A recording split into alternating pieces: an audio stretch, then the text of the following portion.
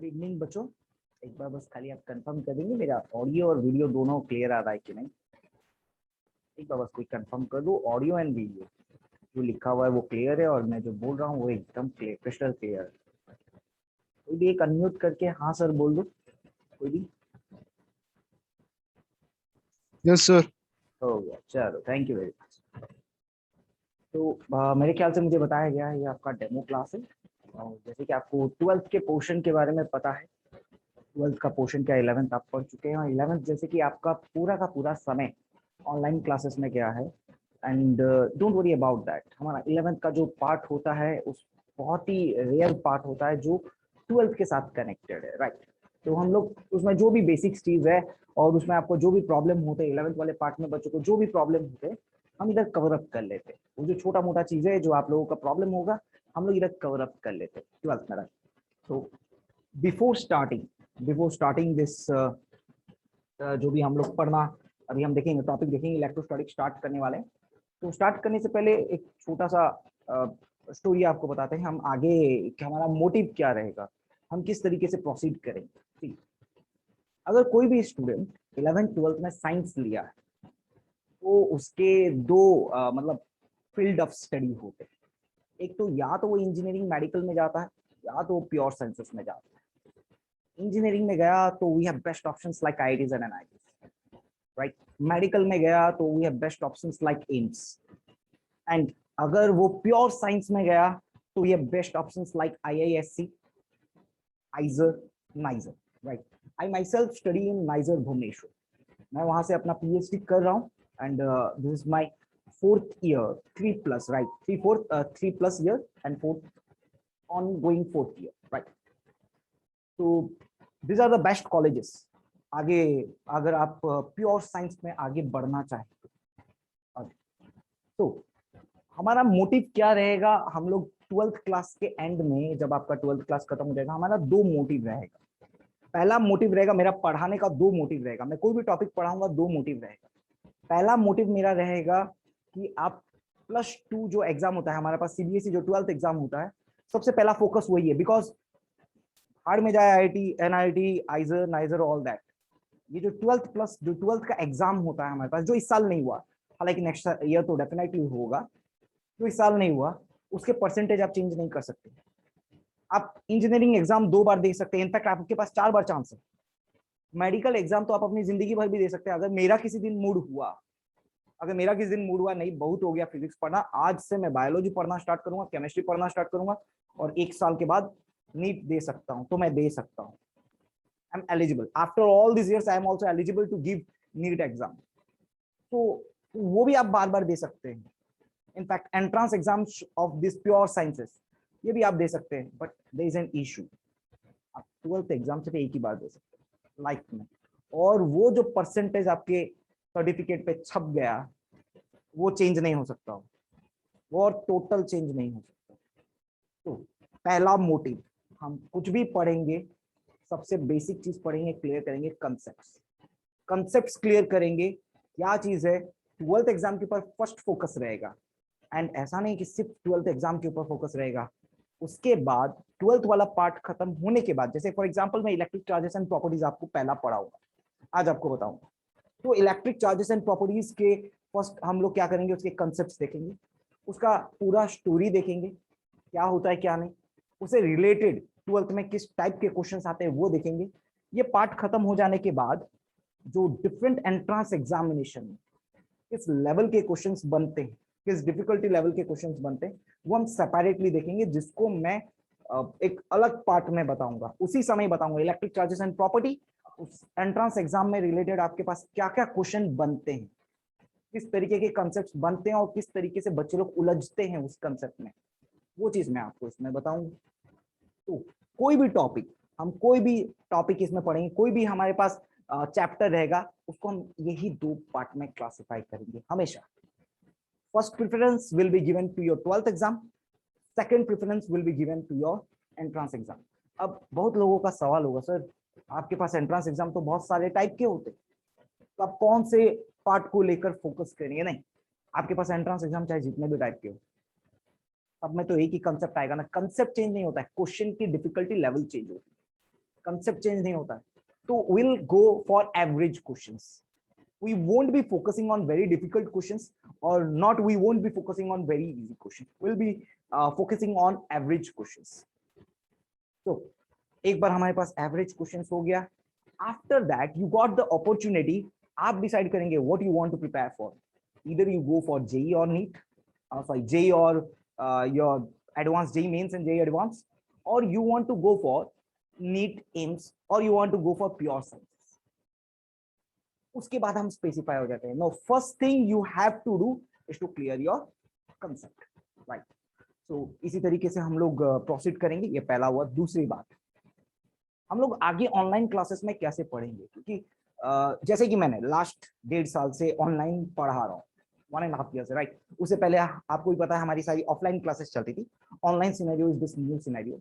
तो उसमें बच्चों को जो भी डिफिकल्टी लेवल प्रॉब्लम होती है, जो भी डिफिकल्टी होती है, सर सबसे पहली जो इशू जो मैंने आपसे पूछा, सबसे पहला इशू मैंने आपसे पूछा दैट कि बच्चों ऑडियो वीडियो क्लियर है कि नहीं. बस वो आपके पास पहला इशू होता है, ऑडियो वीडियो क्लियर. उसके बाद होता है समझने में कहीं पर डाउट आया तो. क्लास में क्या होता है, बच्चों को जो भी डाउट आता है या तो वो पूछ लेते हैं या टीचर को खुद देखते ही समझ में आ जाता है. यहाँ पर भी आप वैसे ही कर सकते हैं, कोई इशू नहीं है. हालांकि मैं यहाँ पर आप लोगों को देख नहीं सकता, आप सामने बैठ के पढ़ रहे हैं, खा रहे हैं, पी रहे हैं, सो रहे हैं, व्हाटएवर यू डू, ये मैं आपको देख नहीं सकता, बट आप मेरे को देख सकते हैं. सो आपके पास पूरी अपॉर्चुनिटी है.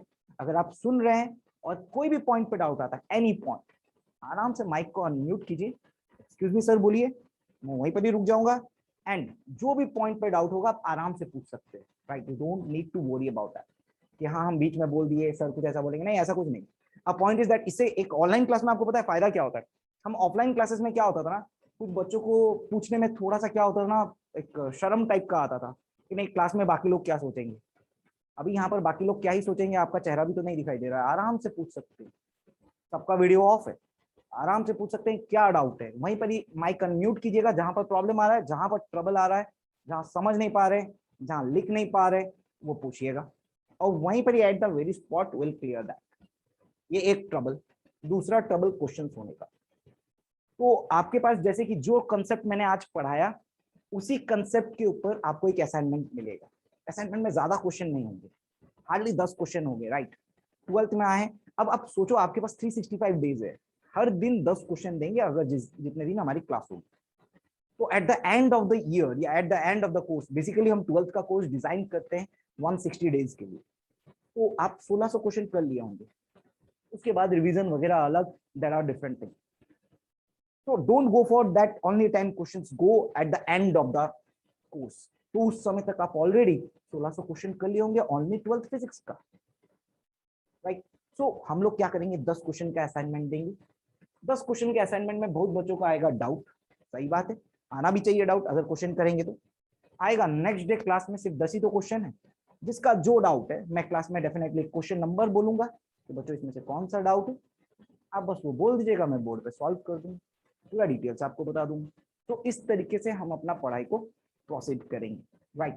सभी को समझ में आया मोटिव क्या है, हम कैसे ऑनलाइन क्लासेस आगे करेंगे. और इसके बाद भी जब हमारे पास जो भी एक टाइम लिमिट होता है, फॉर एग्जांपल मैं अगर क्लासेस लेता हूँ 2 आवर्स का क्लास लेता हूँ, और हर क्लास लास्ट 5 मिनट या 10 मिनट में रखता हूँ. किस चीज के लिए, अगर कोई भी पार्ट में किसी का रह गया, कोई पूछ नहीं सका, मैं आगे निकल गया, या कोई समझते हुए पूछ नहीं पाया, तो मैं लास्ट का 10 मिनट रखता हूँ, ताकि आप लोग पूछ सके, ये देख सके कि हाँ कौन से पार्ट में डाउट है, वो दोबारा से पूछ सके, मैं दोबारा से समझा. तो क्या मैं प्रोसीड कर सकता हूँ? सभी को समझ में आया how will proceed the syllabus from here? तो हम स्टार्ट कर सकते हैं क्या? Yes sir. Yes sir. देखो, electric charges and its properties.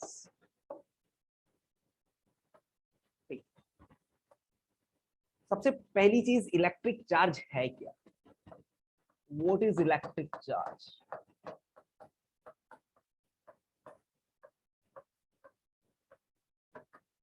Electric charge क्या है? इलेक्ट्रिक चार्ज मैटर है.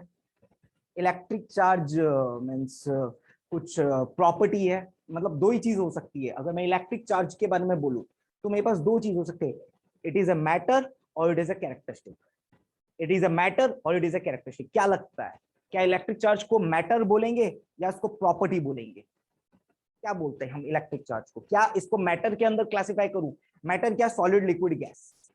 मैटर के अंदर क्लासिफाई करूं या इलेक्ट्रिक चार्ज को प्रॉपर्टीज के अंदर क्लासिफाई करूं? या it is some physical quantities such as force, mass, energy, these are physical quantities. See, हमारे पास कुछ चीजें होती है फिजिकल क्वांटिटीज और मैटर। मैं इसको किस में क्लासिफाई करूं? इलेक्ट्रिक चार्ज एक टेंजिबल ऑब्जेक्ट है, टेंजिबल ऑब्जेक्ट जैसे जो हम टच कर सकते हैं, जो हम फील कर सकते हैं, सॉलिड, लिक्विड या gas.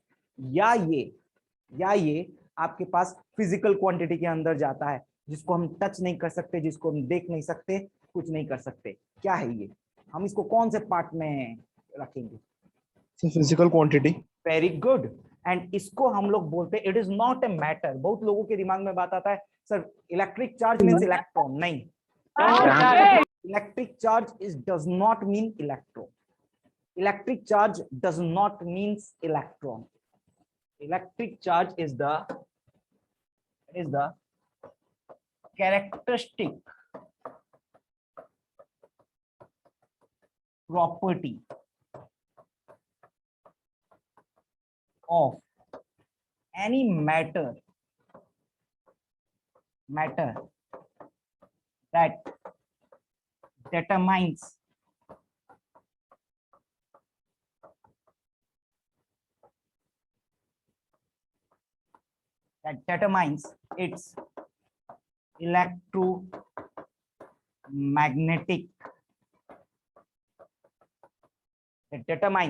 its electromagnetic interference with surrounding.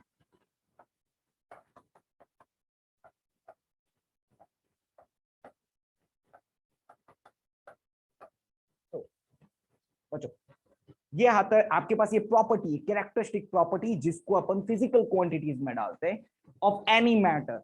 अगर कोई भी मैटर के पास एक चार्ज की प्रॉपर्टी होती है, अगर कोई भी मैटर के पास चार्ज की प्रॉपर्टी होती है, तो वो सराउंडिंग के साथ इलेक्ट्रोमैग्नेटिक इंटरफेरेंस कर सकता है। आपके पास कोई भी सराउंडिंग में इलेक्ट्रोस्टैटिक इंटरफेरेंस या मैग्नेटिक इंटरफेरेंस कर सकता है। अगर आप बोलेंगे इलेक्ट्रॉन इज अ सब atomic particle which has negative charge. Electron is a subatomic particle which has negative charge. इसका मतलब है आपके पास कि अगर हम इलेक्ट्रॉन को कहीं पर भी रखते हैं जहां पर और भी चार्जेस हैं, तो उसके साथ इंटरैक्ट करेगा, उसके साथ इंटरफियर करेगा, उसके ऊपर फोर्स लगाएगा। तो electric charge is that property. पहली बात, ये चीज दिमाग से निकाल दो कि चार्ज आपके पास मैटर है, इलेक्ट्रॉन का मतलब आपके पास चार्ज है ऐसा समझना मत। इट इज अ प्रॉपर्टी, पहली बात।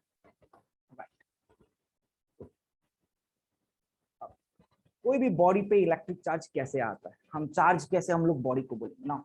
बेसिक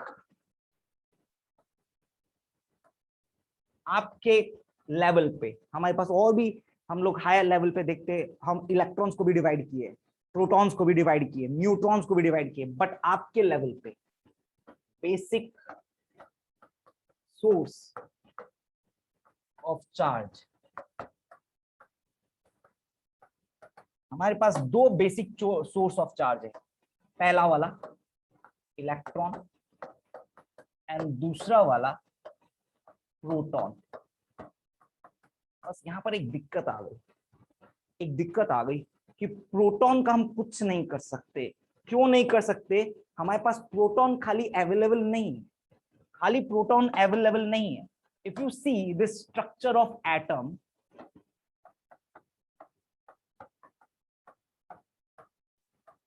सभी ने ये बात को एक्सेप्ट ऑलरेडी किया हुआ है 10th क्लास में कि आपके पास सारे प्रोटॉन्स न्यूक्लियस के अंदर रहते हैं। We have a positively charge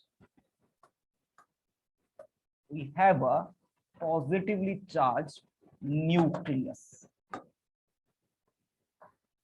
मतलब प्रोटॉन न्यूक्लियस के अंदर से नहीं निकल सकता, आप कुछ भी कर लो, प्रोटॉन न्यूक्लियस के अंदर से नहीं निकल सकता, उसी के अंदर ही रहेगा। तो ये इलेक्ट्रॉन की प्रॉपर्टी या इलेक्ट्रॉन की रेस्पॉन्सिबिलिटी बन जाती है, ये इलेक्ट्रॉन की रेस्पॉन्सिबिलिटी बन जाती है कि जस्ट a minute,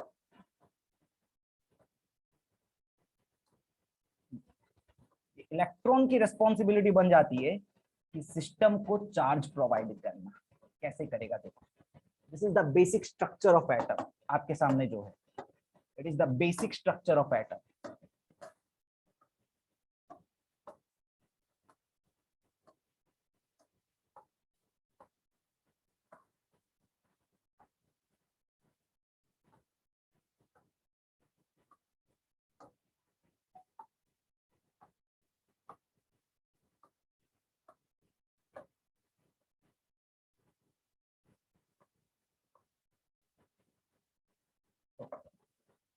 आपके पास ऐसे ऑर्बिट्स होते हैं जिसके अंदर क्या होता है, इलेक्ट्रॉन मूव कर रहे होते हैं इन्हीं ऑर्बिट्स में ऐसे।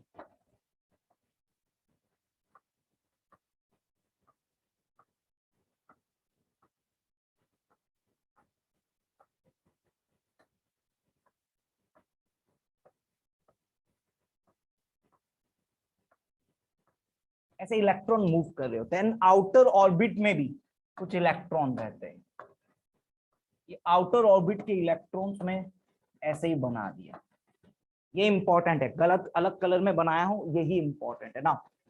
Important part is that proton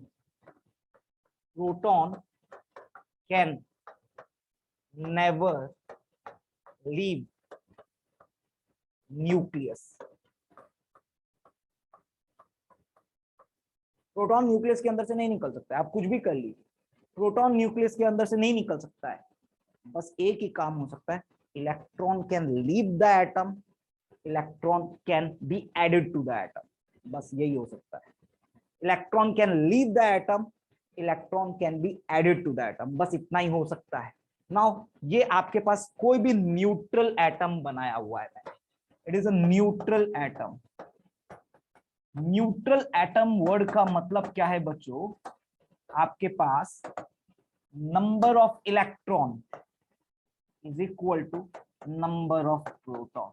मतलब जितना आपके पास नेगेटिव चार्ज है, जितना आपके पास नेगेटिव चार्ज है उतना आपके पास पॉजिटिव चार्ज है, because we have only two basic source of charge, electron and proton, और कुछ नहीं। आपके लेवल पे और कोई चार्जेस कहीं से आ ही नहीं सकते, दो ही बेसिक सोर्स है, that is electron and proton, right. And यहां पर ये एक एटम है जिसमें कितने इलेक्ट्रॉन है, 1 2, यहाँ पर 1 2 3 4 5 6 7 8 9 10 11, 11 इलेक्ट्रॉन, अंदर में 11 प्रोटॉन ही होंगे, और ये न्यूट्रल एटम, ये न्यूट्रल एटम है, right. Now if this atom, because of any reason, if the atom loses one electron, yeah, loses any one electron, then क्या होगा, अगर एक इलेक्ट्रॉन लूज कर देगा तो number of electron is basically, यहां पर इस एटम के अंदर number of electron, then number of electron becomes less than number of proton। अगर ऐसा होता है which implies atom gets positively charged, क्योंकि एटम में एक एक्स्ट्रा पॉजिटिव चार्ज है, एक एक्स्ट्रा प्रोटॉन है। न्यूट्रल एटम का मतलब जितना इलेक्ट्रॉन उतना प्रोटॉन। अब प्रोटॉन कभी भी चेंज नहीं हो सकता, प्रोटॉन का नंबर, अगर यहाँ पर 11 प्रोटॉन था, number of proton will always be 11। अगर आपके पास न्यूट्रल एटम है तो यहाँ पर नंबर ऑफ प्रोटॉन की वैल्यू हमेशा 11 ही रहेगी, ये चेंज नहीं हो सकती। चेंज क्या हो सकता है, नंबर ऑफ इलेक्ट्रॉन, प्रोटॉन नहीं चेंज हो सकता।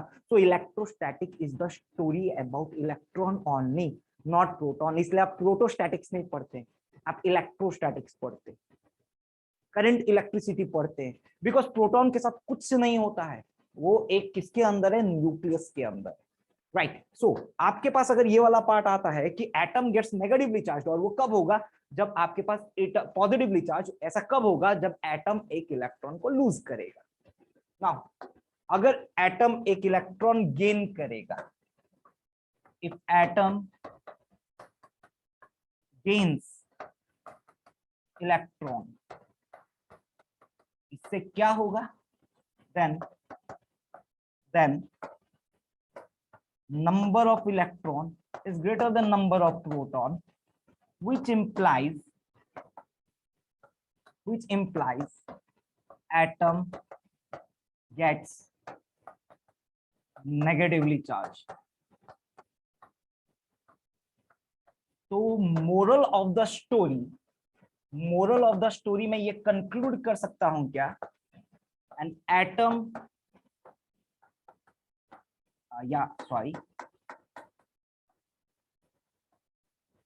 net charge on atom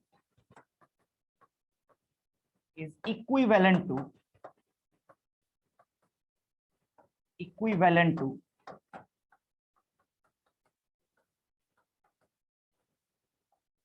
number of electron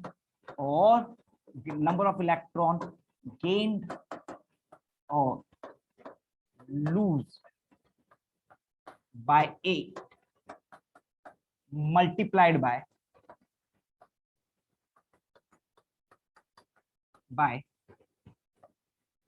charge of 1 electron. अब यहां से आपके पास वेरी बेसिक इक्वेशन आता है, यही वाला स्टेटमेंट से बेसिक इक्वेशन आता है। अगर एक एटम का चार्ज इस तरीके से निकलेगा कि नंबर ऑफ इलेक्ट्रॉन गेन्ड और लूज्ड बाय वन सिंगल एटम, तो यहां पर वेरी बेसिक इक्वेशन आता है चार्ज ऑन बॉडी। कोई भी बॉडी के ऊपर नेट चार्ज, एंटायर बॉडी के ऊपर नेट चार्ज, क्या होता है आपके पास? नंबर ऑफ इलेक्ट्रॉन्स गेन्ड और लूज्ड by the body multiplied by charge of 1 n. Total number of electron, n is number of electron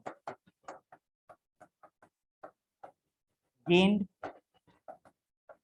or lost by the body.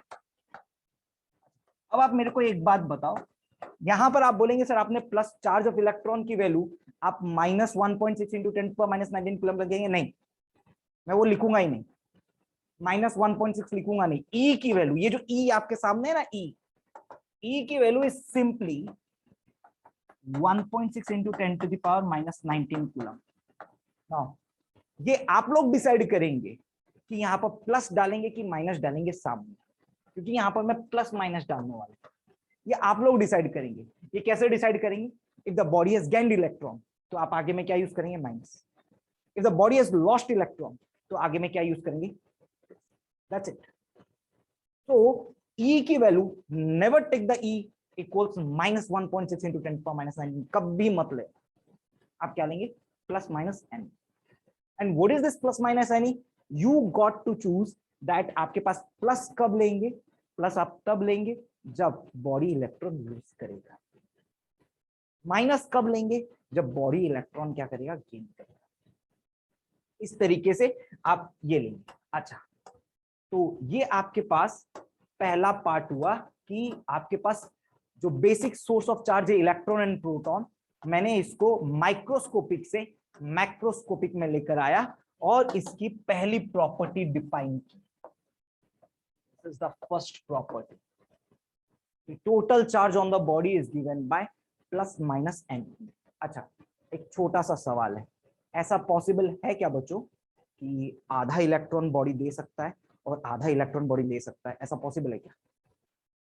आधा electron दे सकता है या आधा इलेक्ट्रॉन ले सकता है? नो सर, नहीं पॉसिबल है। अगर ऐसा पॉसिबल नहीं है, इसलिए हम लोग यहाँ पर सेकंड पार्ट बोलते हैं, सेकंड प्रॉपर्टी बोलते हैं, charge is quantized. Charge is quantized. Charge is quantized word का मतलब है ऐसा पॉसिबल नहीं है कि n की वैल्यू फ्रैक्शन में आ जाए। चार्ज इज क्वांटाइज्ड टर्म का मतलब यह है, दिस इंप्लाइज ये जो आपने लिखा हुआ है इस टर्म का मतलब ये है n can not be a fraction, n is always a natural number.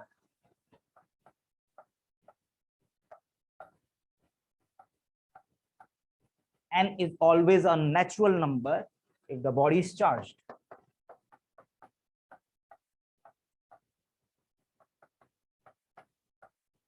N कभी भी फ्रैक्शन में नहीं आएगा।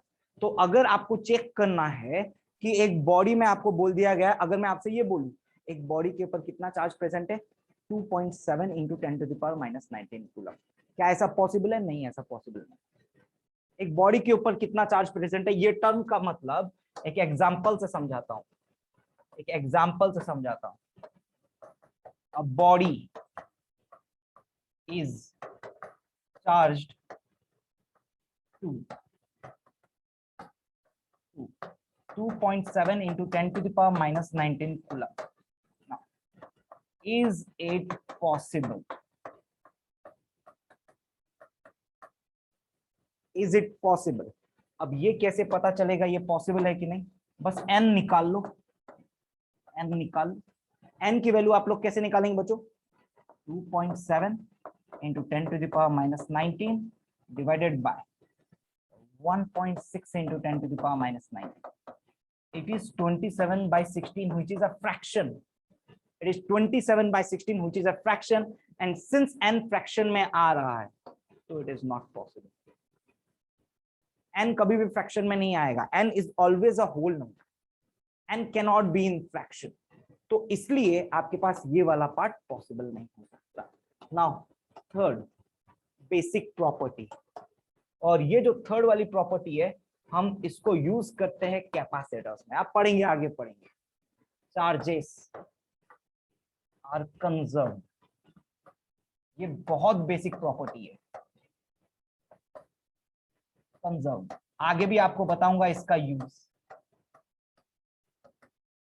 चार्जेस आर कंजर्व्ड, इस टर्म का मतलब ये है, सी आपके पास जो कंजर्वेशन क्वांटिटीज है, आपके पास क्या क्या चीजें कंजर्व्ड है नेचर में. नेचर में मैटर कंजर्व्ड है, एनर्जी, मास और एनर्जी कंजर्व्ड है, linear momentum conservation, angular momentum भी कंजर्व्ड है, और एक चार्ज कंजर्व्ड है. नेचर में ये 5 क्वांटिटी कंजर्व्ड है. नेचर में ये 5 क्वांटिटी कंजर्व्ड है. पहले बात मास, एनर्जी, के बाद linear momentum, angular momentum and this charges. तो आपके पास कंजर्वेशन लॉज ये 5 टोटल 5 कंजर्वेशन लॉ है, जिसमें से ये वन ऑफ द लॉ है, law of conservation of charge. Means इस टर्म का मतलब है चार्ज कैनॉट बी क्रिएटेड और destroyed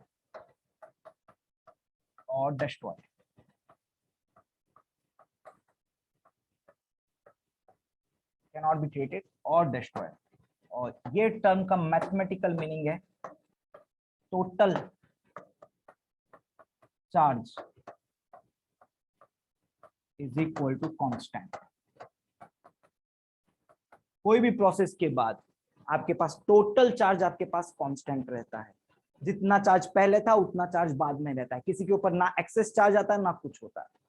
ये आपके पास third property. Now fourth property आपके पास क्या है ये बताएंगे. टोटल चार्ज कंजर्व रहता है. जब हम आगे मैं आपको पढ़ाऊंगा आज कंडक्शन, कन्वेक्शन, ये जो conduction, induction and by friction ये पढ़ाऊंगा, आपको ये बात समझ में आएगा. Fourth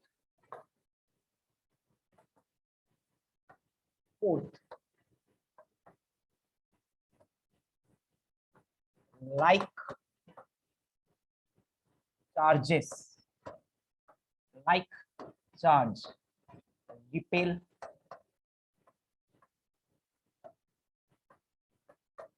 and unlike charge attract.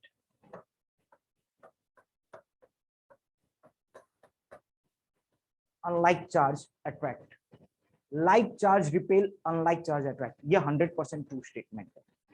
ये 100% ट्रू स्टेटमेंट है. समझेंगे.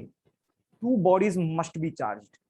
ये स्टेटमेंट को ट्रू होने के लिए मैं यहाँ पर एक इसका लूपहोल बताता हूँ, इसका एक लूपहोल बताता हूँ, आपको समझ में आएगा। एक क्वेश्चन आया था बोर्ड में, क्या प्रॉब्लम हुआ वो भी बताऊंगा उसमें। यहाँ पर एक पॉइंट है, like charge repel, unlike charge attract. ये सभी को आपको पता है, बचपन से आपको पता है सर ऐसा होता है। प्रोवाइडेड, यहाँ पर एक लूपहोल है, प्रोवाइडेड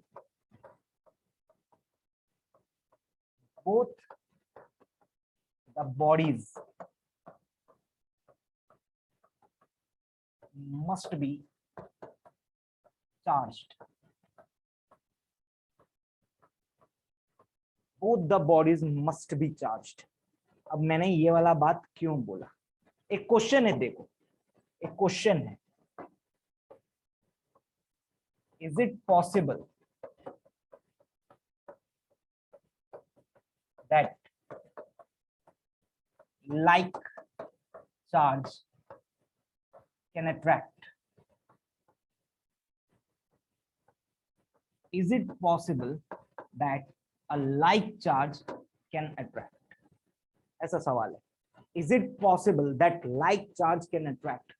आपके पास ऊपर लिखा हुआ sir like charge always repel, attract कहां से करेगा, like charge attract कहां से करेगा? आपके पास आंसर होना चाहिए नो, और इसका आंसर है yes. Yes, it is possible that like charge can attract.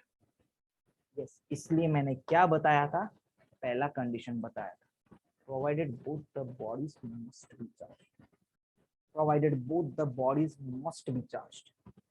कैसे बताता हूं, इसका रीजन भी देता हूं आपको। ये देख लो, आपके पास एक negatively charges by induction, charging by induction, मान के चलो ये नेगेटिवली चार्ज बॉडी था, नेगेटिवली चार्ज बॉडी था, ये रखा हुआ था इंफिनिटी पे, ये रखा हुआ था इंफिनिटी पे, ये नेगेटिवली चार्ज बॉडी था, ये रखा हुआ था इंफिनिटी पे। यहाँ पर एक बॉडी है, यहाँ पर एक बॉडी, जो आप इसको न्यूट्रल बोल सकते हैं या पॉजिटिवली चार्ज बोल सकते हैं, न्यूट्रल बोल सकते हैं, पॉजिटिवली चार्ज बोल सकते हैं, what ever you like. Neutral बोल सकते हैं या पॉजिटिवली चार्ज बोल सकते हैं। कोई बोलेगा कि ये सर पॉजिटिवली चार्ज है, पॉजिटिवली चार्ज, बट ये बात आपको अभी समझ में नहीं आएगी, पर जो मैं बोल रहा हूं बस खाली इतना समझो। ये बॉडी बी है, इसका पोटेंशियल, और ये वी बी, पोटेंशियल टर्म जाने दो, ये बॉडी ए है, इधर लेके आता हूं, अब इसके पास लेकर आया। अभी जब ये दूर था, ये दोनों बॉडी दूर दूर थे, ये दोनों बॉडी जब दूर दूर थे, पिंक वाला और ब्लू वाला, तो कोई इशू नहीं था, दोनों बॉडी आराम से दूर थे, दोनों का चार्ज डिस्ट्रीब्यूशन ऐसे था। अब आगे क्या होगा, जैसे ही मैं इसको पास लेकर आऊंगा, जैसे ही मैं इसको पास लेकर आऊंगा, तो क्या होगा ना,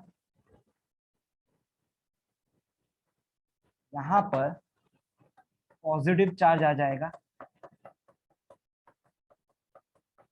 पास में, एंड यहां पर कुछ नेगेटिव चार्ज भी आ जाएगा, ज्यादा नहीं, कुछ नेगेटिव चार्ज आ जाएगा, कुछ नेगेटिव चार्ज आ जाएगा, ज्यादा नहीं आएगा, कुछ नेगेटिव चार्ज आ जाएगा पीछे की तरफ, कुछ नेगेटिव चार्ज आ जाएगा पीछे की तरफ आ जाएगा। या आप ऐसा उल्टा कर सकते हैं, आप बोलेंगे सर यहाँ पर आपके पास अगर ये नेगेटिवली चार्ज बॉडी होता तो आप ऐसा उल्टा कर सकते हैं, आप इसको ऐसा भी बोल सकते हैं, सर इसको दूर लेके जाते हैं, हम ये देखना चाहते हैं कि लाइक चार्जेस अट्रैक्ट कब करता है, ठीक है, ऐसा देख लो। चाहे मैं इसका ऑपोजिट भी बोल रहा हूँ, अगर आपके पास ये कैसा होता, नेगेटिवली चार्ज होता, और ये कम नेगेटिवली चार्ज है, ये ज्यादा नेगेटिवली चार्ज है, देखो यहाँ पर इसकी डेंसिटी बहुत ज्यादा बनाई है मैंने, इसकी डेंसिटी कम, इसकी डेंसिटी बहुत ज्यादा बनाई है, इसकी डेंसिटी कम है। मैं यहाँ पर क्या कर रहा हूँ ना, इसको यहाँ पास में लिखा है, अरे अब इसके पास में लेके आ रहा हूँ, लेकर आया, जैसे इसके पास में लिखा है बच्चों, यहाँ पर डेंसिटी चेंज हो जाएगी, यहाँ पर आपके पास नेगेटिव चार्ज आ जाएंगे, एंड यहाँ पर बहुत सारे पॉजिटिव चार्ज आ जाएंगे, पॉजिटिव चार्ज आ जाएंगे। इफ इन दोनों के बीच में अब क्या हो रहा है, नेट फोर्स इसके ऊपर, इनके ऊपर, इस नेगेटिव चार्ज की वजह से रिपल्शन लगेगा, एंड ये पॉजिटिव चार्ज की वजह से इसके ऊपर लगेगा अट्रैक्शन। तो net force is equal to attraction minus repulsion, attraction minus repulsion.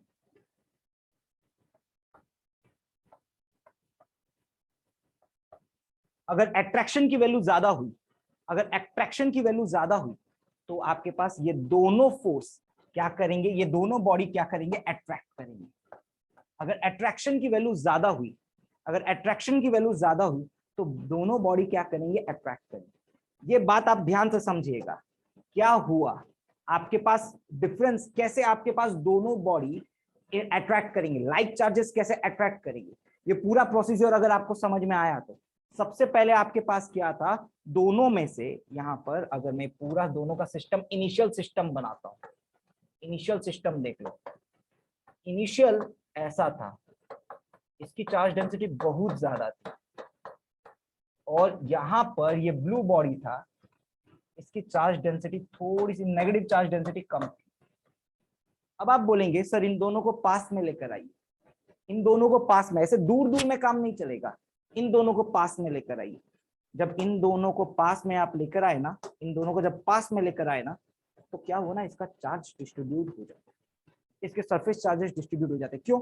Because यहाँ पर तो बहुत सारे चार्ज है और यहाँ पर कम चार्ज है, तो ये जो बहुत सारे चार्ज है ना, इधर इंड्यूस करता है, इंडक्शन इफेक्ट बोलते हैं इसको, इधर इंड्यूस करता है। और जब इधर इंड्यूस करता है ना, पीछे की तरफ पॉजिटिव चार्जेस भी क्रिएट हो जाते हैं, अपने आप क्रिएट हो जाते हैं, अपने आप क्रिएट हो जाते हैं। तो पीछे की तरफ जब पॉजिटिव चार्ज क्रिएट हो जाते हैं तो पॉजिटिव चार्ज क्या करेंगे, इसको अट्रैक्ट करेंगे, नेगेटिव चार्ज रिपेल करेंगे। तो बहुत सारे पॉजिटिव चार्ज जो पीछे क्रिएट हो जाते हैं ना, जिस वजह से अट्रैक्शन फोर्स ज्यादा हो जाता है as compare to repulsion force, attraction force ज्यादा हो जाता है as compare to repulsion force. And because of this fact there is chances that like charges can, because of this fact there is chances that like charges attract। समझ में आया कि नहीं? देखो बताओ, यहां पर किसी को कोई प्रॉब्लम है तो बताओ। अब आप बोलेंगे सर डिस्ट्रीब्यूशन कैसे होता है, डिस्ट्रीब्यूशन हम बाद में देखेंगे कैसे होता है, डिस्ट्रीब्यूशन का तुम अभी टेंशन मत लो, मैंने तो बस ये क्वेश्चन का आंसर बताया। Is it possible that like charge can attract? Yes it is possible that like charges can attract. ये है सिनेरियो। यहां पर एक्चुअली में लाइक चार्जेस अट्रैक्ट नहीं कर रहे हैं, यहां पर नेट फोर्स अट्रैक्शन का आ रहा है, यहां पर नेट फोर्स अट्रैक्शन का आ रहा है, नेट लाइक चार्जेस अट्रैक्ट नहीं कर रहे हैं, यहां पर नेट फोर्स अट्रैक्शन का आ रहा है। यहां पर कोई भी क्वेश्चन दिखेगा, कोई बोलेगा सर इसमें नेट चार्ज है नेगेटिव, इसमें भी नेट चार्ज है नेगेटिव, दोनों बॉडी को पास में ला रहे हैं फिर भी अट्रैक्ट कर रहा है। ये है उसका ओवरव्यू। यहां पर भी नेट चार्ज है नेगेटिव, यहां पर भी एक नेट चार्ज है नेगेटिव, दोनों बॉडी को पास में ला रहे फिर भी ये क्या कर रहा है, अट्रैक्ट कर रहा है ना। ये बात आपको समझ में आई कि नहीं आई, जरा बताएं तो, कहीं इस बात में किसी को तकलीफ? Yes, sir, got it. हो गया, सभी को समझ में आया? Yes, sir. किसी को इसमें पूछना है कुछ? किसी को कुछ भी पूछना? अच्छा, एक लास्ट पार्ट बच्चों को डाउट होगा, सर अगर चार्ज ट्रांसफर होता है तो मास चेंज होता है क्या? अगर एक बॉडी से दूसरे बॉडी में चार्ज ट्रांसफर होता है तो बॉडी का मास चेंज होता है, but that is not appreciable quantity जो हम कंसिडर करें। When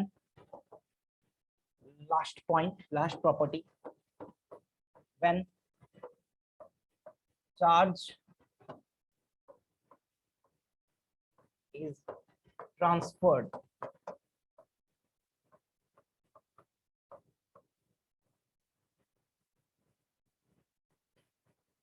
when charge is transferred, the mass of body changes in very small amount,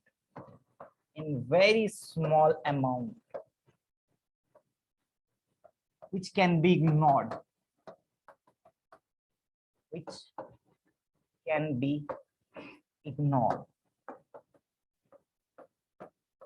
अगर चार्ज ट्रांसफर होता है, मास बहुत ही कम क्वांटिटी में क्या होता है आपके पास चेंज होता है, और ये चीज को हम इग्नोर करते हैं।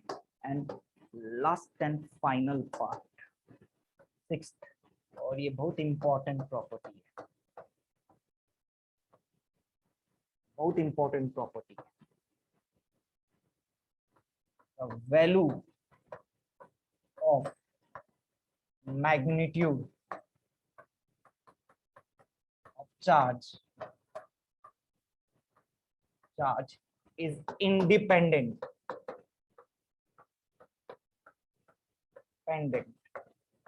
of velocity of object.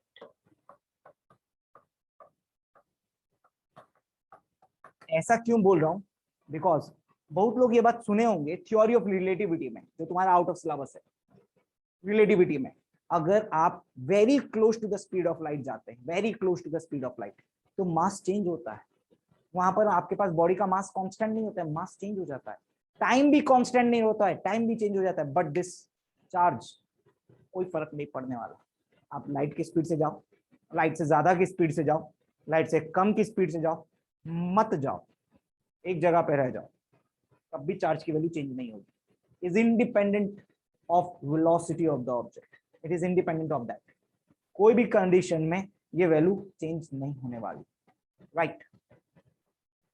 So these are the properties of charge. These are the properties of charge. Now हम आगे कंटिन्यू करने से पहले इलेक्ट्रोस्टैटिक्स, यहाँ पर दो इफेक्ट्स ऑफ चार्ज आपको मिलेगा। इफेक्ट्स ऑफ चार्ज, टोटल दो इफेक्ट आप देखेंगे इधर।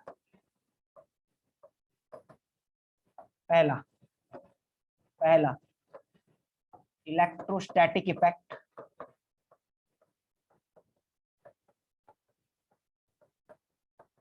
और ये तब देखेंगे when charge is at rest, तब आपको ये इफेक्ट देखा जाएगा। दूसरा मैग्नेटिक इफेक्ट, ये आप हमेशा नहीं देख सकते, ये तभी देखेंगे जब चार्ज किस में होगा, when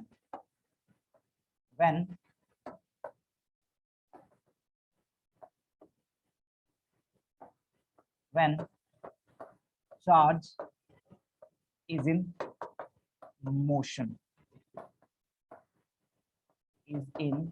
motion, तो आपका सेकंड क्वेश्चन ये होना चाहिए, सर क्या करंट का मैग्नेटिक इफेक्ट है? यस, करंट का मैग्नेटिक इफेक्ट है। What is current, what is electric current? Flow of charge. जैसे ही चार्ज मोशन में आ गया, जैसे ही चार्ज आपके पास मोशन में आ गया, तो उसका आपको कैसा इफेक्ट देखने को मिलेगा? मैग्नेटिक इफेक्ट देखने को मिलेगा। अगर जैसे ही चार्ज रेस्ट पे है, तो उसका कौन सा इफेक्ट आपको देखने को मिलेगा? इलेक्ट्रोस्टैटिक इफेक्ट देखने को मिलेगा। तो हम आगे का जो चैप्टर है वो इलेक्ट्रोस्टैटिक इफेक्ट। आपके पास 12th में आप दोनों इफेक्ट देखेंगे, electrostatic effect, magnetic effect and electromagnetic effect. क्या आपको बताएंगे सर इलेक्ट्रोमैग्नेटिक इफेक्ट में क्या होता है, वो बाद में बताएं। सबसे पहले हम ये दोनों इफेक्ट को इंडिविजुअली देखेंगे, एंड इस चैप्टर में हम कौन से वाले पार्ट को हम स्टडी करेंगे? Electrostatic effect. तो this is the basic introduction of this chapter, electric charges and its effect में, चार्जेस एट रेस्ट वाले इफेक्ट में, electric charges and its properties में। ये आपके पास बेसिक पार्ट है जो हम लोग देखेंगे। आपको बेसिक इंट्रोडक्शन दिया है। इफेक्ट ऑफ चार्ज, दो इफेक्ट होगा आपके पास, electrostatic effect and magnetic effect, and we will be studying electrostatic effect only, मतलब चार्ज एट रेस्ट। तो अभी से आगे का दो चैप्टर तक चार्ज मोशन में नहीं रहेगा, charges are always at rest. कोई भी इवेंट हुआ, चार्जेस का फाइनल स्टोरी क्या है? चार्ज रेस्ट पे है। फाइनल स्टोरी क्या है? चार्ज रेस्ट में। Charge is not moving, not at all moving. अगर चार्ज मूव करेगा तो उसमें मैग्नेटिक इफेक्ट भी आ जाएगा, राइट? तो इंट्रोडक्शन वाला पार्ट था ये। इस इंट्रोडक्शन वाले पार्ट में किसी को कुछ भी पूछना है पूछ डालो, किसी को कुछ भी पूछना है। चलो देखे तो नाम देखें कौन कौन है। अच्छा, ये जो नाम दिए हैं ये सब आपके अपने अपने नाम है तो? Yes sir. Right. Yes, sir. यहाँ पर आशीर्वाद, थोड़ा सा आप अपना अपना अपना सब नाम बोलिए ना, एक एक करके अनम्यूट करके। पहला आशीर्वाद, पूरा नाम बताइए आपका। आशीर्वाद आप हैं? थोड़ा सा अनम्यूट करके पूरा नाम बताइए।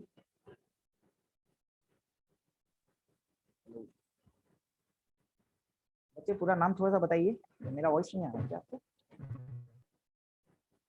शायद आपका वॉइस मेरे को नहीं आ रहा। Alright, so Preeti May,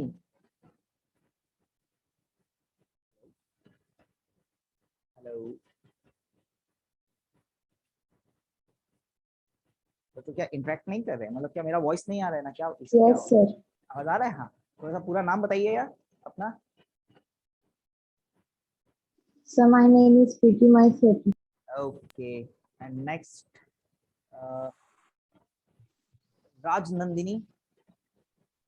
Sir, my name is Rajnandani Kumari. Okay, and again Soumyadeep. Sir, myself, Soumyadev Swain. Soumyadeep swine.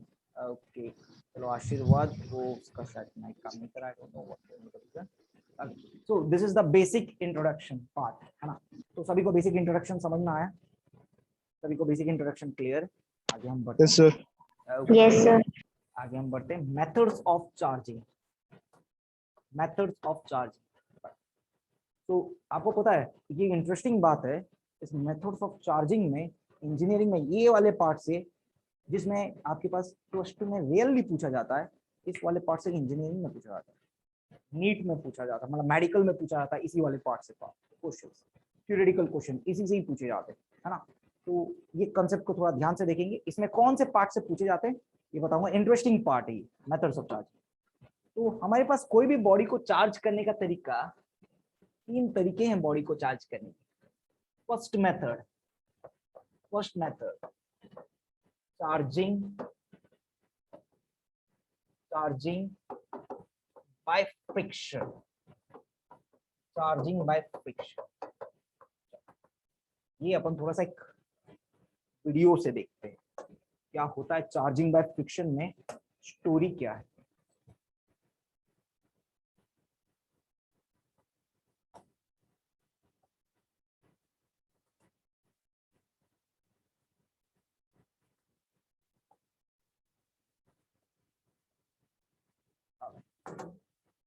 तो फ्रिक्शन का स्टोरी क्या है, मतलब चार्जिंग बाय फ्रिक्शन में पूरा स्टोरी क्या होता है। चार्जिंग बाय फ्रिक्शन में स्टोरी क्या होता है, एक बॉडी दूसरे बॉडी को क्या करता है, रब करता है। चार्जिंग बाय फ्रिक्शन का स्टोरी क्या होता है, एक बॉडी दूसरे बॉडी को क्या करता है, रब करता है। एक बॉडी दूसरे बॉडी के साथ कांटेक्ट में रहता है। फॉर एग्जांपल मेरे पास अगर ये ग्लास रॉड है, मेरे पास अगर ये ग्लास रॉड है, राइट, और यहाँ पर मेरे पास कोई भी एक सरफेस है, this is any surface made up of wool, any surface made up of wool, ऐसा, ये आपके पास वुल है and this is your glass rod. तो एटॉमिक लेवल पर स्टोरी क्या होती है, right. When you rub this two surfaces, आप जब ये दो सरफेस को रब करते हैं तो क्या होता है, आप बोलेंगे सर रब करते हैं फ्रिक्शन की वजह से। फ्रिक्शन की वजह से इसके अंदर एनर्जी जनरेट होती है। आपने यहाँ पर क्या किया, दो सरफेस को ऐसे रब किया। रब करने से आपको भी पता है, आप एक पेन को लीजिए, हाथ को रब कीजिए, गर्म हो जाएगा। इसका मतलब जो एनर्जी आप स्पेंड कर रहे हैं वो हीट एनर्जी में कन्वर्ट हो जा रही है बिकॉज ऑफ फ्रिक्शन। तो वही एनर्जी क्या होती है, देखो यहाँ पर क्या होती है, जब आप यहाँ पर रब करते हैं, यहाँ पर दो अलग अलग बॉडी, ये आपके पास हो गया क्या, एक ग्लास रॉड के न्यूक्लियस हो गया, ये एटम हो गया, और ये आपके पास क्या हो गया, दूसरा वाला आपके पास हो गया वुल का हो गया, जो कि कांटेक्ट में, ये इसका एटॉमिक स्ट्रक्चर है। एटम के अंदर ये आपके पास इसका ऑर्बिटल्स है, this is it's nucleus, and electrons इस तरीके से कुछ ऐसी वाली ऑर्बिट्स में इसके अंदर घूमते हैं। ये आपके पास बेसिक एटॉमिक स्ट्रक्चर है। नाउ जब आपने इसको रब किया, इलेक्ट्रॉन आपके पास, ये जो ऑब्जेक्ट है, जब रब किया आपने, देखो ये जो ग्लास रॉड है, ये जो ऑरेंज वाला है ये ग्लास रॉड, ये ब्लू वाला है आपके पास क्या है, ये आपके पास वुल क्लॉथ है। नाउ ऑरेंज वाला क्या किया, एनर्जी गेन किया और इलेक्ट्रॉन को लूज किया। बिकॉज सी, आप बोलेंगे सर एनर्जी गेन करने से वो लूज कैसे करता है इलेक्ट्रॉन, एनर्जी गेन करने से वो इलेक्ट्रॉन को लूज कैसे करता है, कोई भी चीज अगर किसी के साथ अटैच्ड है, इसका मतलब उसके पास एनफ एनर्जी नहीं है कि उसको वो तोड़ के निकल जाए, उसको छोड़कर आगे निकल जाए, उसके पास एनफ एनर्जी नहीं है। मान के चलो ये इलेक्ट्रॉन इस न्यूक्लियस के साथ क्यों अटैच्ड है, बिकॉज इसके पास इतनी एनर्जी नहीं है कि वो न्यूक्लियस को छोड़कर निकल जाए। नाउ आप अगर उसको मिनिमम इतनी एनर्जी दे देंगे जो उसको रिक्वायर्ड है उसको छोड़ने के लिए, तो इलेक्ट्रॉन चला जाएगा। एंड वो मिनिमम एनर्जी का टर्म का वैल्यू उसको बोलते हैं हम लोग बाइंडिंग एनर्जी और वर्क फंक्शन। ये आप पढ़ेंगे फोटो इलेक्ट्रिक इफेक्ट में एटम्स में, वो आप डिटेल में पढ़ेंगे, डोंट वरी अबाउट दैट। हम इसको बोलते हैं बाइंडिंग एनर्जी बोलते हैं। बाइंडिंग एनर्जी क्या होती है? बाइंडिंग एनर्जी वो एनर्जी होती है जिससे ये इलेक्ट्रॉन इस न्यूक्लियस के साथ अटैच है। अगर मैं चाहता हूं ये इलेक्ट्रॉन इसको छोड़ दे, तो एक ही तरीका, उसको वो एनर्जी दे दूं, उसको वो एक्स्ट्रा एनर्जी दे दूं जो इसको चाहिए इसको छोड़ने के लिए, तो इसको छोड़ देगा, ये इसको छोड़ देगा। और जैसे ये इसको छोड़ देगा, हाँ, जैसे ये इसको छोड़ देगा एनर्जी लेने के बाद जैसे ये इसको छोड़ देगा, ये इलेक्ट्रॉन आपके पास, ये एटम आपके पास कैसा हो जाएगा? पॉजिटिवली चार्ज हो जाएगा। नाउ द क्वेश्चन इज, ये इलेक्ट्रॉन जाएगा किधर? ये इलेक्ट्रॉन कहाँ जाएगा? ये इलेक्ट्रॉन को गेन कौन करेगा? इलेक्ट्रॉन को वो गेन करेगा जिसकी इलेक्ट्रॉन एफिनिटी ज्यादा है। अगर मैं ग्लास रॉड और वुल के बारे में बात करूं, वुल की इलेक्ट्रॉन एफिनिटी ज्यादा है as compare to glass rod. Glass rod electron lose करेगा एंड वुल इलेक्ट्रॉन क्या करेगा? गेन करेगा। वुल इलेक्ट्रॉन गेन कर लेगा। और जैसे ही वुल इलेक्ट्रॉन गेन कर लिया, ये कौन सा चार्ज हो गया? Negatively charge. जैसे ये इलेक्ट्रॉन गेन कर लिया, ये नेगेटिवली चार्ज हो गया एंड ये आपके पास पॉजिटिवली चार्ज हो गया। तो जब आपके पास यहाँ पर इबोनाइट रॉड होता है, फर होता है, तो यही स्टोरी होती है। इबोनाइट रॉड आपके पास क्या करता है? इलेक्ट्रॉन गेन करता है। फर आपके पास क्या करता है? इलेक्ट्रॉन लूज करता है। अगर इबोनाइट रॉड इलेक्ट्रॉन गेन कर रहा है, इसका मतलब इसकी इलेक्ट्रॉन एफिनिटी वुल से क्या है? ज्यादा है। ये रब करेंगे, जो एनर्जी आया वो यहाँ पर क्या हो जाती है? ट्रांसफर हो जाती है। तो मोरल ऑफ द स्टोरी हम इसमें क्या बोल सकते हैं? आपके पास चार्जिंग बाय फ्रिक्शन में हम यहाँ पर क्या बोल सकते हैं? एनर्जी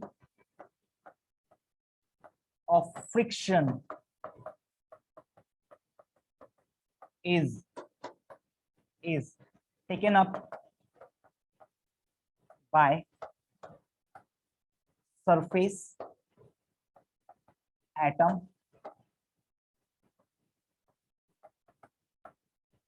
और जो वो एनर्जी दोनों सरफेस है, आप बोलेंगे सर वुल भी तो लेगा, वुल भी तो इलेक्ट्रॉन लेगा और ग्लास रॉड भी इलेक्ट्रॉन लेगा, सॉरी एनर्जी लेगा। तो ग्लास रॉड क्यों लूज करेगा और वो वुल क्यों गेन करेगा? उसका रीजन ये है,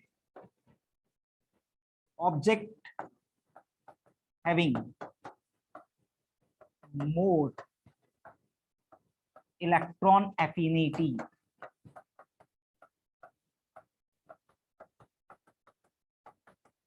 gains electron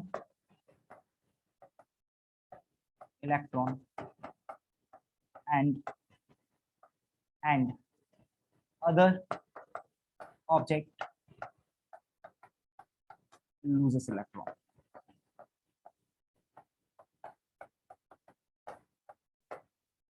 Other object loses electron. तो आपके पास क्या है ना, हम लोगों ने क्या किया ना, सबसे पहले किसी को कोई आइडिया नहीं था इंडक्शन कंडक्शन के बारे में, किसी को आइडिया ना था। सबको आइडिया था किसके बारे में? ग्लास रॉड के बारे में आइडिया था। हमारे पास एक बहुत बेसिक एक्सपेरिमेंट हुआ करता था, हम लोग अगर कोई किया होगा तो, मैंने तो बहुत बार किया है ये वाला एक्सपेरिमेंट। ये एक बेसिक एक्सपेरिमेंट हुआ करता है। कौन सा हुआ करता है? अगर आपके पास ये बैलून है और इस बैलून को अगर आप इसके साथ रब करेंगे, देखो रब किया, जैसे ही बैलून को रब किया, बैलून के पास कैसा चार्ज हो गया? Negatively charge. इसके पास पॉजिटिवली चार्ज। अगर मैं इसको इस वॉल के पास लेकर जाऊंगा, देखो क्या हो रहा है, दिस इज इंडक्शन। हम यहाँ पर दोनों इफेक्ट देख रहे हैं। इंडक्शन देखो, रिसेट कर रहा हूं मैं आपके पास, यहाँ पर रिसेट कर रहा हूँ। देखो ये भी न्यूट्रल था, ये भी न्यूट्रल था। बैलून को लेकर गया, इसके पास रब किया, जैसे रब किया देखो क्या हो रहा है, वुल ने चार्ज लूज किया, बैलून ने चार्ज गेन किया। So right now balloon is negatively charged, wool is positively charged. अगर इसको छोड़ दूंगा तो इधर अट्रैक्ट हो जाएगा ना। अगर आप यही बैलून को वॉल के पास लेकर गए, देखो क्या हो रहा है। जैसे ही वॉल के पास लेके जा रहा हूं, यहाँ पर जो वॉल के इलेक्ट्रॉन से ये पीछे की तरफ जा रहे हैं, रिपेल कर रहे हैं, पीछे की तरफ रिपेल कर रहे हैं, राइट। और आपका सवाल होगा सर पीछे की तरफ तो रिपेल कर रहे हैं, तो ये अट्रैक्ट क्यों हो रहा है? बिकॉज इलेक्ट्रॉन पीछे की तरफ रिपेल कर रहे हैं, पॉजिटिव तो आगे की तरफ है। और यही कंसेप्ट है, like charges attract each other. देखो अगर आपके पास यहाँ पर ये बॉडी न्यूट्रल थी, न्यूट्रल बॉडी को भी अगर चिपका दूंगा, यहाँ पर रख दूंगा, तो आपके पास कैसा होगा? चार्ज, इसलिए वो चिपक जाएगा। This is called induction effect. ये वाला जो इफेक्ट है आपके सामने दिखाई दे रहा है, ये इंडक्शन इफेक्ट, राइट। तो इंडक्शन इफेक्ट हम लोग बाद में देखेंगे हमारे पास। और हाँ, अब ये वाला पार्ट देखो, अगर आपके पास ये बैलून चार्ज्ड हो गया, ये एक बैलून हो गया, ये चार्ज, ये नेगेटिवली चार्ज हो गया, वहां पर दूसरा बैलून लेके आता हूँ, इस बैलून को फिर रब किया, दोनों बैलून लेकर आया, ये दोनों बैलून के बीच में अगर सेम चार्जेस होंगे तो ये रिपेल करेगा, सेम अमाउंट ऑफ चार्ज होगा, तो एक मिनट सेट करता हूं मैं।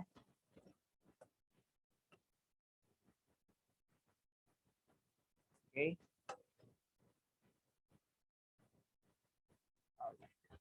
तो आपके पास जैसे देख सकते हैं इधर ज्यादा चार्ज है, इधर आपके पास कम चार्ज है, राइट। तो इसका इंडक्टिव इफेक्ट कम है, बट इसका इंडक्टिव इफेक्ट बहुत ज्यादा है। तो मोरल ऑफ द स्टोरी, जिसके पास ज्यादा चार्ज होता है उसका इंडक्टिव इफेक्ट भी ज्यादा होगा। और यही चीज मैं आगे लिखवाने जा रहा हूं आपको। यहाँ आगे देखो, ये था आपके पास charging by friction, this is the first method. Now second method is charging by induction। अच्छा, एक सवाल है मेरे पास, एक छोटा सा सवाल है, वो वाला हम लोग देखें तो फिर अपन आगे बढ़ेंगे। मुझे एक बात बताएं, जो ये जो इस मेथड से अगर आप चार्ज करेंगे, आप कंडक्टर को भी चार्ज कर सकते हैं क्या? सॉरी, इंसुलेटर को भी चार्ज कर सकते हैं क्या? आपके पास दो चीजें होती है, कंडक्टर होती है, एक इंसुलेटर होती है। अगर आप इस मेथड से इसको चार्ज करें तो क्या आप इंसुलेटर को भी चार्ज कर सकते हैं क्या? Can insulator B charge? Yes, but बहुत लोगों के दिमाग में ये वाला पार्ट आएगा, सर कंडक्टर्स आपके पास कभी भी चार्ज ट्रांसफर नहीं करता है, इंसुलेटर चार्ज ट्रांसफर कर सकता है। पर आप इसको भी बोल रहे हैं कि ग्लास रॉड क्या करेगा? ग्लास रॉड जो कि इंसुलेटर है वो भी चार्ज हो सकता है। ये याद रहे, this is the basic difference. यहां पर ये थ्योरेटिकल क्वेश्चन में फंसते हैं। कंडक्टर क्या होता है? It transfers charge, allow the movement of charge, motion of charge through it,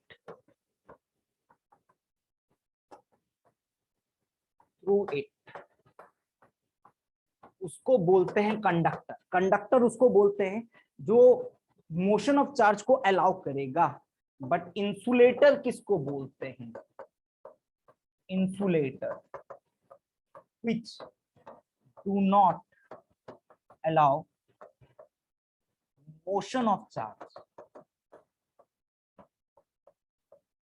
क्या मैं यहां पर चार्ज के मोशन के बारे में पढ़ा रहा हूं क्या? क्या फ्रिक्शन में चार्ज का मोशन हो रहा है क्या? क्या फ्रिक्शन में यहाँ पर चार्ज का मोशन हो रहा है क्या? थ्रू द, यहां से ऐसा हो रहा है कि ग्लास रॉड में चार्ज फ्लो कर रहा है, वूल के अंदर चार्ज फ्लो कर रहा है? नहीं, friction is not the process जहां पर चार्ज का मोशन हो रहा हो। फ्रिक्शन वो प्रोसेस है ही नहीं जहां पर चार्ज का मोशन हो रहा हो। फ्रिक्शन कौन सा प्रोसेस है? चार्ज एक बॉडी से दूसरे बॉडी में जंप कर रहा है।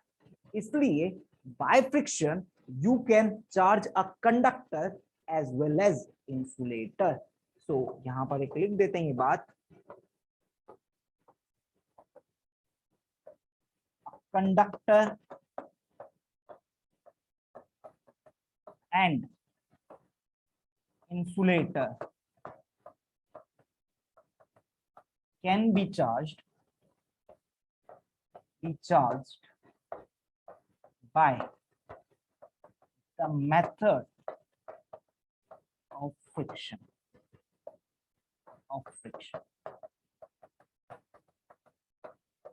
Conductor as well as insulator दोनों को चार्ज कर सकते हैं by the method of what, induction, sorry friction, by the method of friction, right, because यहाँ पर चार्ज का मोशन नहीं हो रहा है, यहाँ पर सिर्फ और सिर्फ चार्ज जंप कर रहा है एक बॉडी से दूसरे बॉडी में।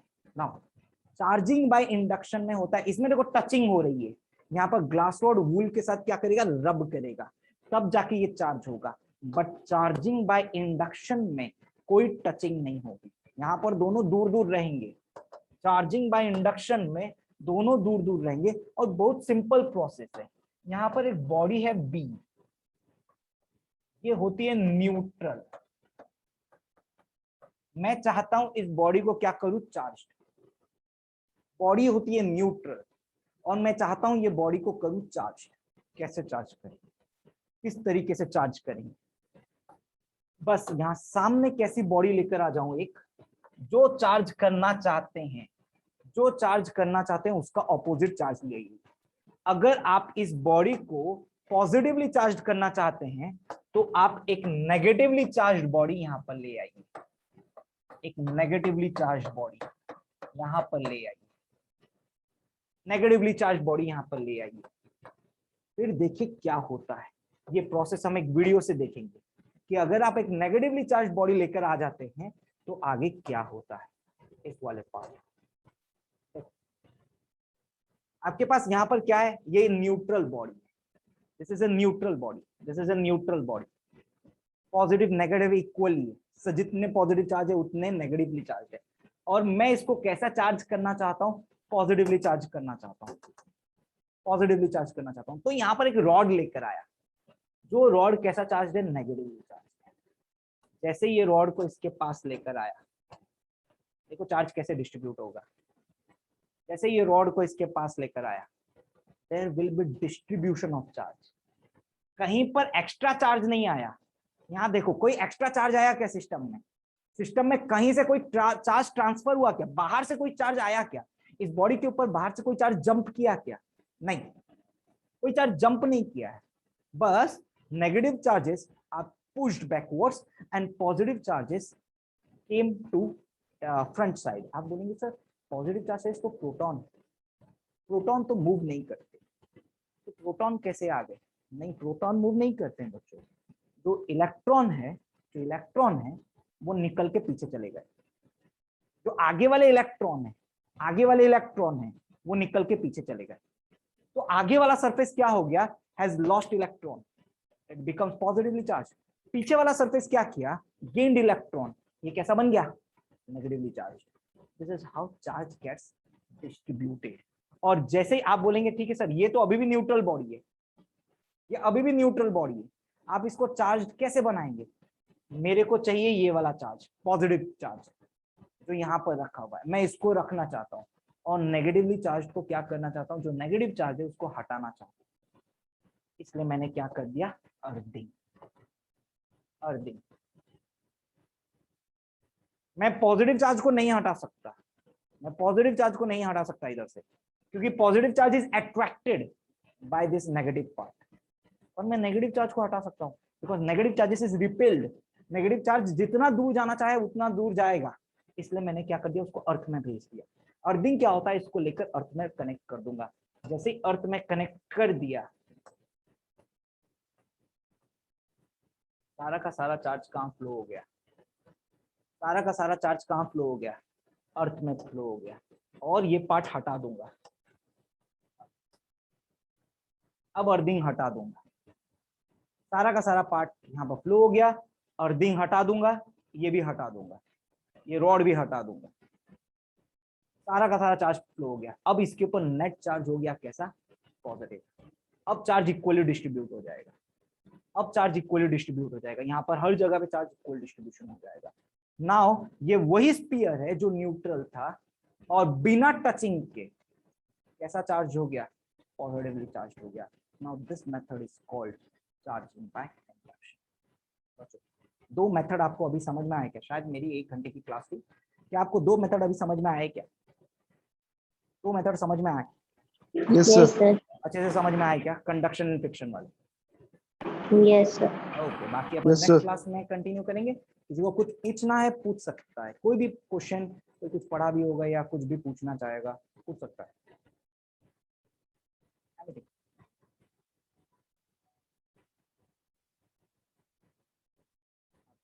कुछ नहीं पूछना है, अपन क्लास एंड कर सकते हैं। ये बच्चों, Thank you, sir. Thank you, sir. Okay.